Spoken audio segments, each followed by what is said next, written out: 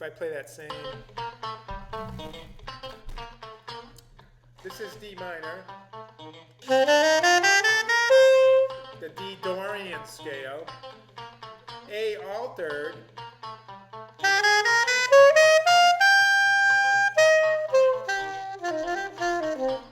so I'm going to play, and then when I play the A altered, I'll show you.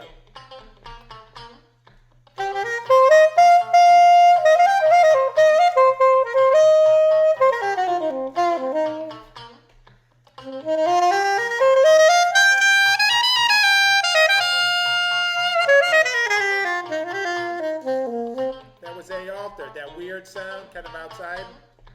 I'm going to start with A altered this time.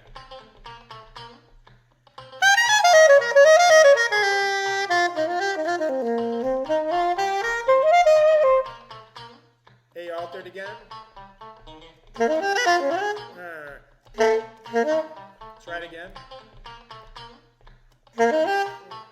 Okay, I have an idea. I gotta do it now.